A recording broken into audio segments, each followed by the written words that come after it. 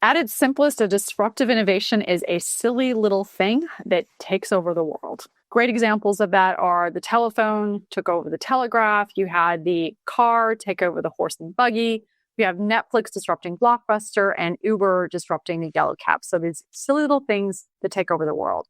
When you pursue a disruptive course, when you're willing to be that silly little thing, your odds of success are 6 times higher and your revenue opportunity 20 times greater. Top leaders, meaningful conversation, actionable advice, bulldoze complacency, ignite inspiration, create impact. Produced by the Southwestern family of companies. This is the Action Catalyst. Are you interested in advertising with the Action Catalyst? Our listeners could be hearing about your brand right here, right now. For details, shoot us an email at info@theactioncatalyst.com. Whitney Johnson, one of Fortune's 55 most influential women on Twitter. She's been in the Thinkers 50. She writes for the Harvard Business Review. Whitney has a couple books that we're going to talk a little bit about today. So anyways, Whitney, welcome to the show. Thank you for having me. Yeah, I'm excited. So I want to talk about Disrupt Yourself. So it's been a few years since that came out, but I know that you talk a lot in kind of coach organizations and executives on managing change and putting the power of disruptive innovation to work. Can you explain what you mean by disruptive innovation? Absolutely. At its simplest, a disruptive innovation is a silly little thing that takes over the world. Great examples of that are the telephone took over the telegraph. You had the car take over the horse and buggy. We have Netflix disrupting Blockbuster and Uber disrupting the yellow cab. So these silly little things that take over the world. When you pursue a disruptive course, when you're willing to be that silly little thing, your odds of success are 6 times higher and your revenue opportunity 20 times greater. So what does that look like for an organization? And then what does that look like to the individual to intentionally disrupt yourself? Like, what does it look like and kind of how do you do it? Mm-hmm. All right. So one of the big ahas that I had when we were investing using this theory of disruption was that this theory that we were applying to products and services and companies and identifying investment opportunities was at a very high level of framework for managing change, beginning with the individual. And so the last 5 years, I've been researching and codifying a framework of personal disruption so that whether you're scaling a business or trying to build a team or actually just trying to manage your own career, you've got a structure to do this. And so this framework of personal disruption, it's a 7-point framework, which I'm happy to go through in just a minute. And my premise is that when you are willing to disrupt yourself as an individual, that you're actually able to disrupt as an organization. Companies don't actually disrupt, it's the people who do it. And so this framework allows you to disrupt yourself and then by extension as an organization be disruptive and basically to manage through change successfully as opposed to having the change manage you. So the innovator's dilemma. It's risky whether you jump to do something new and whether you don't jump. And the way through that is whenever you think of yourself at the top of a plateau or a learning curve, which is what I think about when I'm thinking about personal disruption, is we tend to think, okay, well, if I can just motivate myself that it's going to be really fun to bungee jump off this curve, it will work. But the reality is that most of us aren't really into bungee jumping. And so the trick to actually getting yourself to do something new is to make it scarier not to change. So instead of saying, all these exciting things are going to happen if I'm willing to change, if I'm willing to disrupt myself, if I'm willing to jump off this cliff. Instead, if we will say to ourselves, let me think about all the bad things that are going to happen to me if I don't jump. And behavioral psychology, if you study the work of Daniel Kahneman et al., you know that people are actually more motivated by a fear of losing something than we are by the prospect of gaining something. So we motivate ourselves to jump by saying to ourselves, okay, I know I don't want to jump, but if I don't jump, I might lose my job. If I don't jump, our company might go bankrupt. If I don't jump, and that gets us the motivation that we need to actually make that change. So how do you build the case? How do I build the case? And really that goes to the question, because I had written Disrupt Yourself, which outlines a lot of what you and I have been talking about. But then the question many people said to me, well, how do I get my organization to let me disrupt? And so Build an A Team was written with that idea in mind of helping you think about, okay, how do I manage my team in order for us to be more innovative, in order for us to manage through change.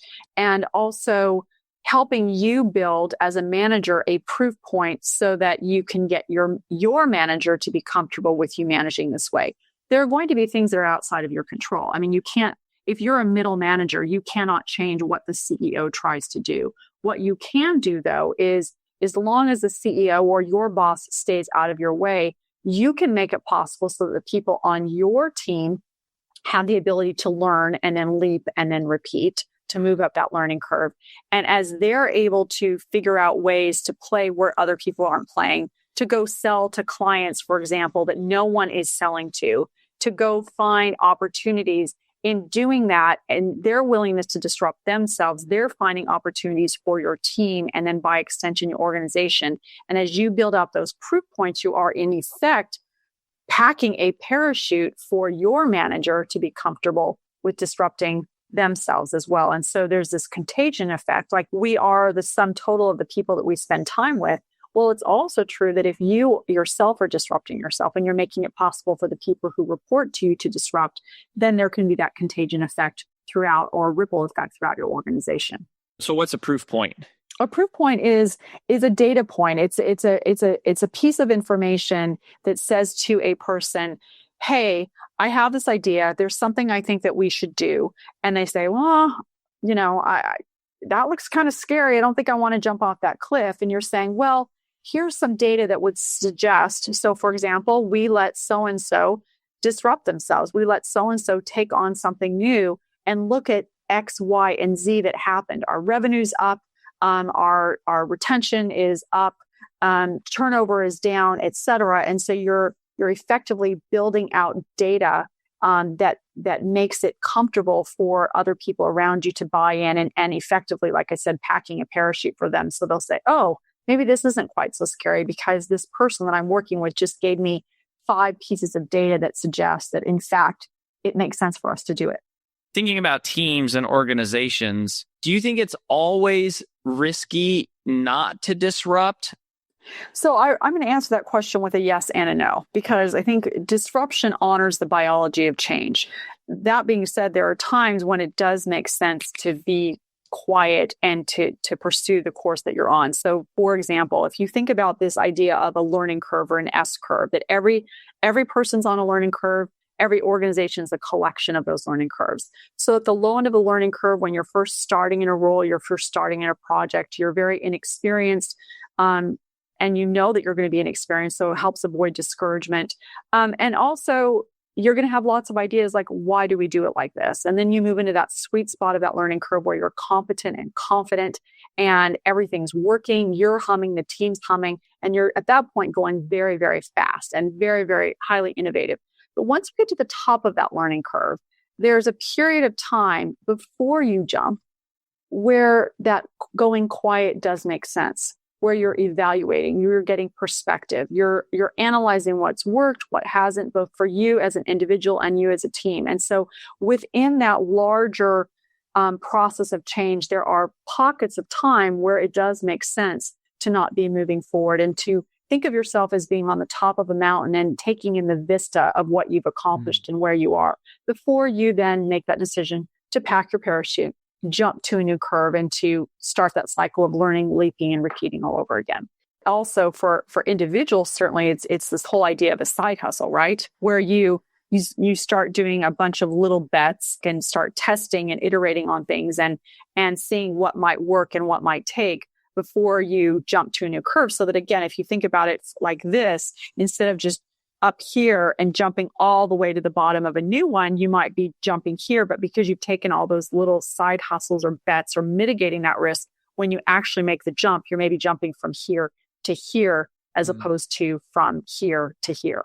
And so this whole idea of personal disruption, there's this learning curve that you're on. And one of the levers of change that you can pull to disrupt yourself, and in fact is the most, in my opinion, important, is this willingness to battle your own sense of entitlement. So right when you're on the sweet spot of a learning curve, when your revenue growth is accelerating, your margins are expanding, you have this tremendous luxury of questioning, of asking, okay, are we making the right decisions? What could we do differently? How could we disrupt ourselves even in little ways right now? But because everything's going so well, it's very easy to say, this is the way things will and should always be. And so we get entitled. And if we're willing to battle our sense of entitlement and to analyze what could we be doing differently and how should we be disrupting ourselves when we have the cognitive bandwidth to do it, when we have the financial bandwidth to do it, that's precisely the time when we want to be asking those questions. You've mentioned this a few times, learn, leap, repeat. Can you walk us through what that is and why that sequence and what that means exactly? Yeah. So if you think about this idea of a learning curve, it's in the shape of an S. It looks a lot like a wave. You start at the bottom of that curve, you learn, you move all the way up the curve. And then once you get to the top of a learning curve, which is typically after 3 or 4 years, if you're mapping against the 10,000 hour rule, then it's time for you to leap to the bottom of a new learning curve. And you repeat. So you start that process all over again. And the thesis of this book, Build an A Team, is that if you want to build a team, build a company that can manage through change, that is innovative, you will make it possible for the people inside of your organization to continually move along these learning curves, recognizing that your organization is a collection of those curves. And in fact, if you want to know if you as a company or team are about to get disrupted, the only thing you need to do is take the pulse of your workforce. Because if you've got too many people who are at the high end of that learning curve, then you're at risk, because that high end of the learning curve, yes, it's the top of a mountain, but a plateau can very easily become a precipice. But if you'll allow yourself, move along the learning curve, 3 or 4 years, jump to a new learning curve, 3 or 4 years, jump again, your people will stay innovative, they will stay engaged, they will stay happy. And because they are innovative, your company will, by extension, be innovative. And so the danger is when you get to the top of the S curve and you just stay there, basically. Exactly. And because what will happen is once you get to that top of the curve, the neuroscience says you start chunking everything. You're a master, but you're incredibly bored. And so you're either going to leave or you're going to stay.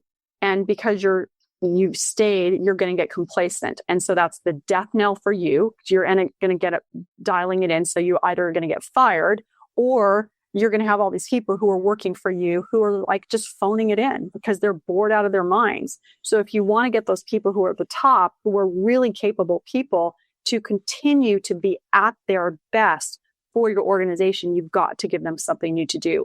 It doesn't necessarily mean they need a whole new job. It might be that if you've been working with clients that run, $10 billion businesses, you maybe give them clients that are working with $1 billion businesses, or instead of, the accounts on the West Coast, you give them the accounts on the East Coast. You reconfigure their team, you give them a new boss. There are lots of different ways you can jump to a learning curve, but you do need to put them in a position where they don't have it all figured out. And in the process of figuring it out, they will innovate for themselves as well as for your organization. Do you think this applies personally, like to the personal life? Absolutely. This idea is of learning. So you don't want to get married to a new spouse every 3 to 4 years, I don't suspect. That's probably not what you're saying. No, you do not. I am not saying that. But I do think, but to your point, I think there are reasons why, at a certain point in people's marriages, you're like, we're feeling a little bit bored. So you have a child. I'm being a little bit facetious.